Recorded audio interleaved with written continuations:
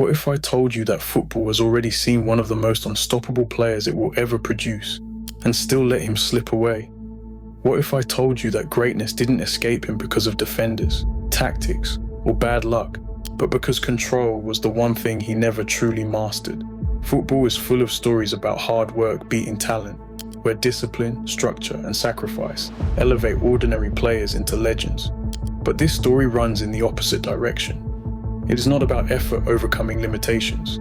It is about limitless ability undermined by instability. This is the story of a footballer who never needed to work harder than everyone else because he was born ahead of them. A striker built like a heavyweight fighter, yet gifted with the touch of an artist. Someone who could dominate matches with minimal effort and make the impossible feel routine. Yet somehow, his career became a warning instead of a dynasty. Not because he wasn't good enough, but because football demands more than brilliance. It demands control. This is the story of Mario Balotelli, the uncontrollable footballer who should have ruled the world. Mario Balotelli's story begins long before he ever touched a football. Born in Palermo in 1990, his life was shaped by instability from the very start. Due to serious health complications as an infant, he was placed into foster care and eventually adopted by an Italian family in Brescia. While he grew up Italian in culture, language, and identity, society never fully let him forget that he was different. That sense of separation, of being misunderstood, judged, and questioned, followed him everywhere. And long before it became a media narrative, it became a personal one. On the football pitch, however, none of that mattered.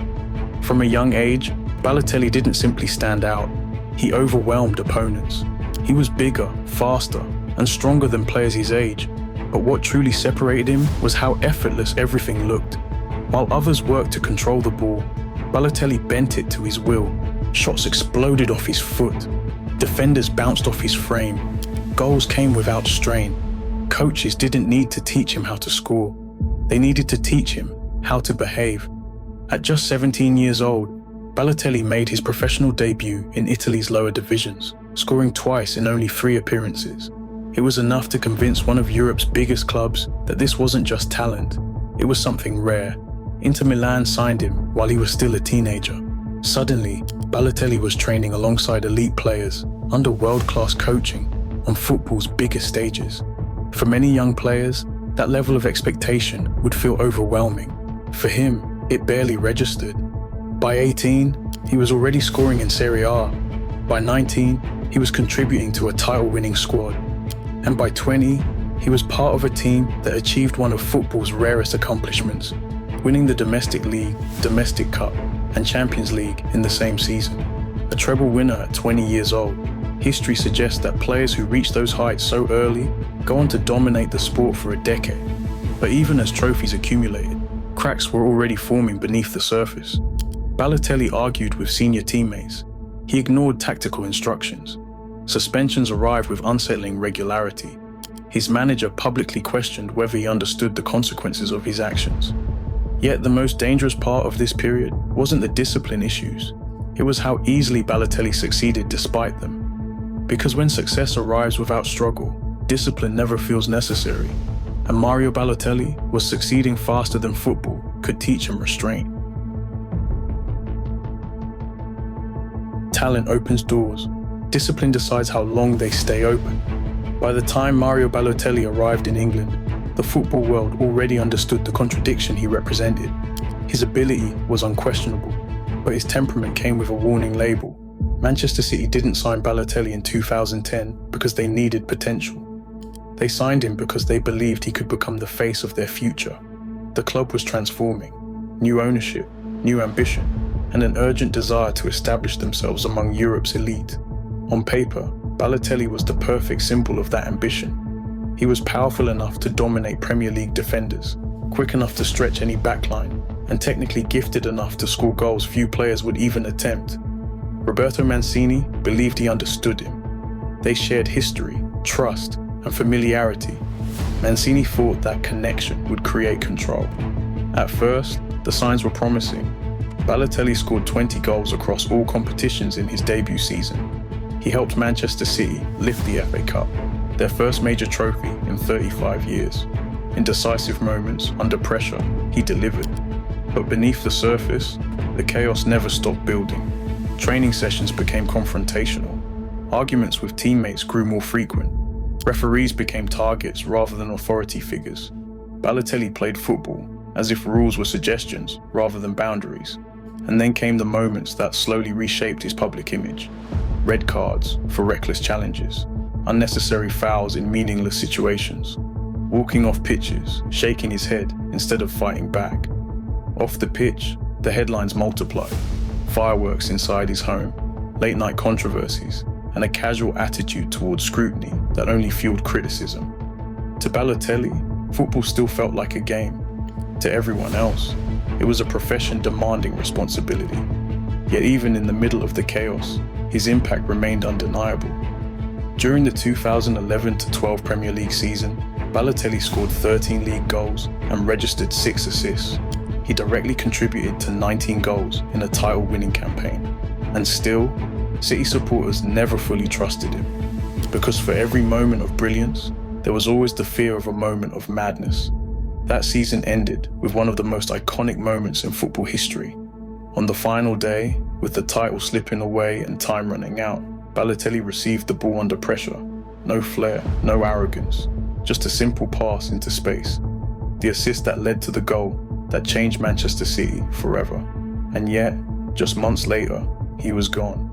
Not because he failed, but because managing him had become too costly. Manchester City's decision sent a clear message across football. Talent alone was no longer enough. And for the first time in his career, clubs weren't asking how good Mario Balotelli was. They were asking whether he would ever truly change. If club football often questioned Mario Balotelli, international football gave him something he had rarely known: clarity. For the first time in his career, the noise around him softened.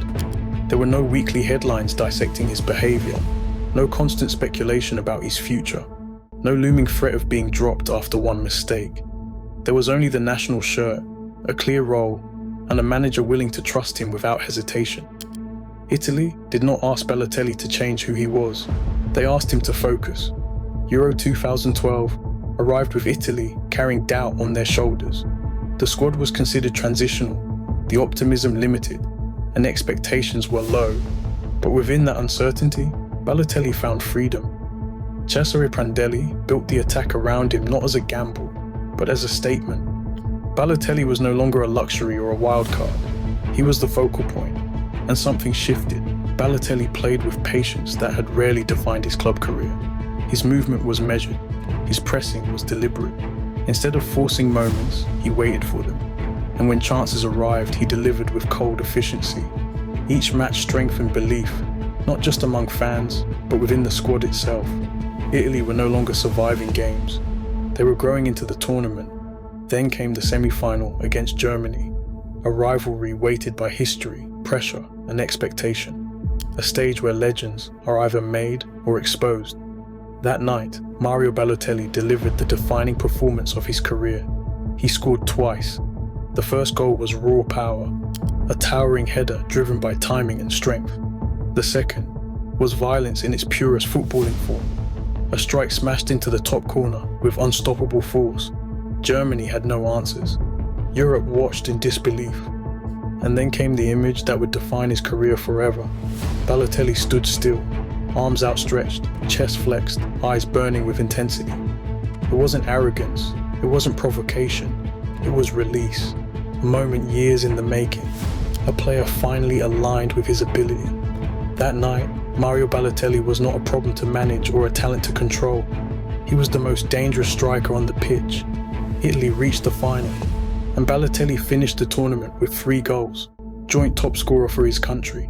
More importantly, he had changed the conversation around his name. This wasn't wasted potential anymore. This was maturity. This was evolution. That momentum followed him back to club football when he returned to Italy with AC Milan. The impact was instant and undeniable. Balotelli scored 12 goals in 13 Serie A matches during the second half of the 2012-2013 season, finishing the campaign with 13 league goals despite joining in January. Penalties became automatic. Defenders looked hesitant. Confidence turned into composure. For the first time, his goals didn't feel forced. They felt inevitable. Then came the 2014 World Cup qualifiers. Balotelli scored 5 goals as Italy qualified comfortably, and expectations soared once again. At 23 years old, he was physically unstoppable, technically refined, and mentally composed in a way the football world had been waiting to see. For the first time, the question wasn't whether Mario Balotelli could be great, it was how great he was about to become. This was the moment, the crossroads where careers ascend into legend or quietly begin to fall away. And for a brief, blinding stretch of time, it truly felt like Mario Balotelli was about to rule the sport. The fall of Mario Balotelli did not arrive with a single mistake. It arrived quietly. After years of chaos, criticism, and flashes of brilliance, everything finally seemed aligned. He was entering his physical prime. He had proven himself on the international stage. The talent had never been questioned. Now the belief was back. The 2014 World Cup was supposed to be the confirmation. Instead, it became the beginning of the end. Italy arrived in Brazil with expectations that were cautious but hopeful. Balotelli was the central figure, the striker expected to carry the attack, to lead with maturity, to deliver when it mattered most. But from the opening matches, something felt wrong. The movement was slower, the confidence less visible, the hunger questioned. Italy were eliminated in the group stage. Balotelli failed to score. Cameras caught moments of frustration rather than leadership. The momentum that had taken years to build disappeared in a matter of weeks. Soon after, Balotelli returned to England with Liverpool, a move that was meant to reset his career. A league from the past with a new challenge, a chance to silence doubt. It never happened. The 2014-15 season was a struggle from the start. Balotelli looked disconnected, short of confidence, and unsure of his role. The goals dried up. The trust never formed. In 28 appearances for Liverpool, he scored just 4 goals across all competitions. For a striker once spoken about as a future Ballon d'Or contender, the drop-off was jarring.